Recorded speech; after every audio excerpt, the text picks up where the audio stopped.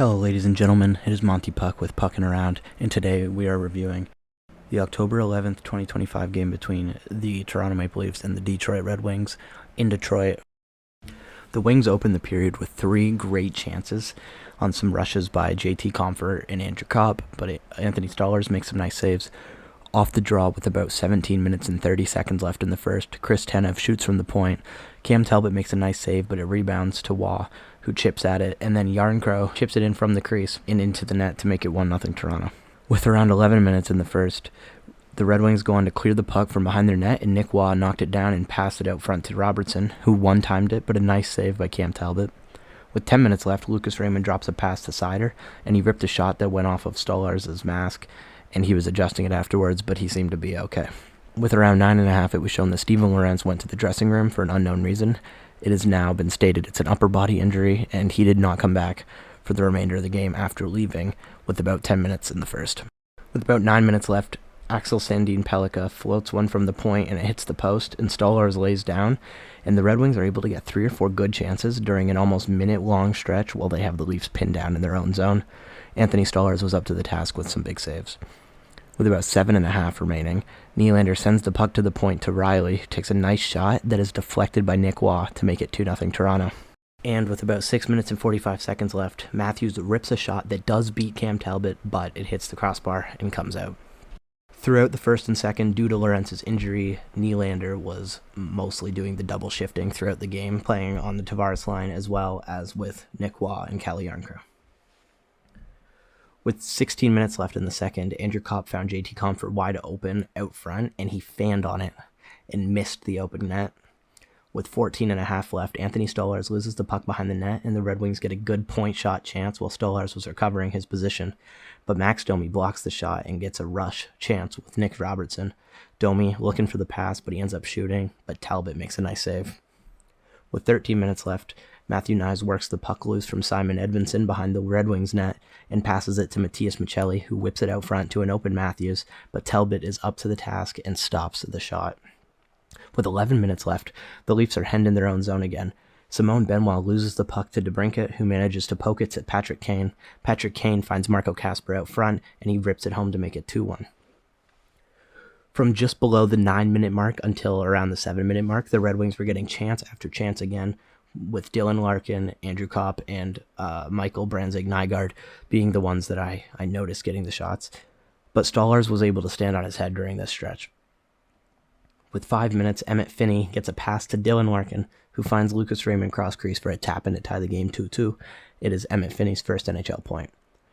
With 1:50, DeBrincat manages to find Kane through about 4 guys, and Kane one-times it in as the Red Wings score their third straight goal to claim the lead, 3-2.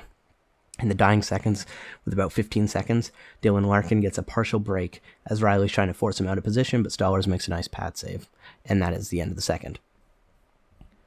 Around a minute into the third, the Leafs go to the power play. However, 30 seconds into the power play, Austin Matthews hits a one-timer off the post, and the puck went up and bounced off the boards, and he swung at it with one hand on his stick to try to bat it down, and he smashed his stick right into Ben Sherratt's face.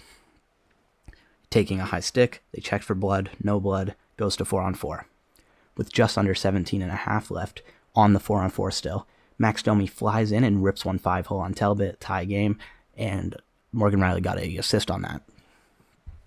With exactly 15 minutes left, Marco Kasper on a rush takes a nice shot, but it was saved by Stolarz. With just over 14 minutes, Austin Matthews trips Emmett Finney, but no call, and then Ekman Larsson trips Raymond near the Leafs goal and gets called.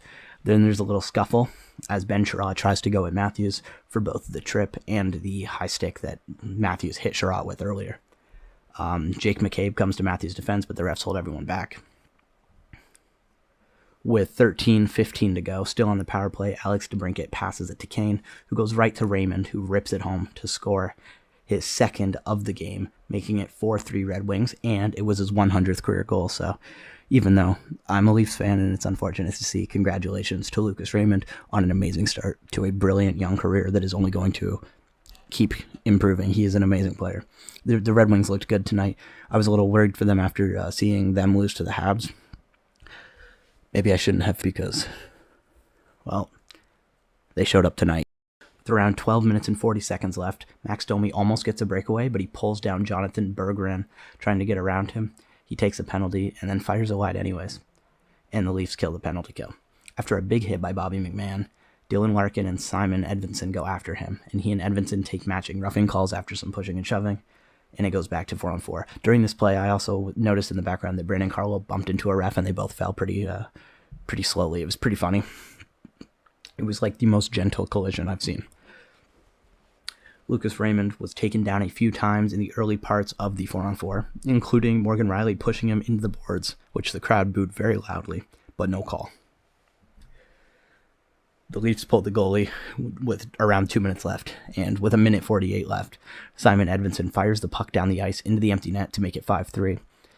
Cam Telby got an assist on this one because he caught the puck in his glove and then threw it to Edvinsson, who immediately shot it and did not miss.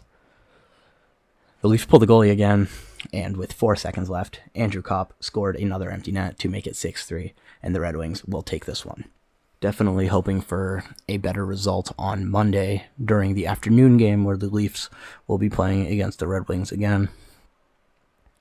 With Steven Lorentz out, it may be time for the Easton Cowan debut on Monday. They could also go in unexpected direction and put in somebody like Sammy Blais or make a call-up, but I do think it will be Easton Cowan debuting for sure now with the injury, unfortunately. Well, with that being said, thank you guys very much for listening. It has been Monty Puck with Puckin' Around.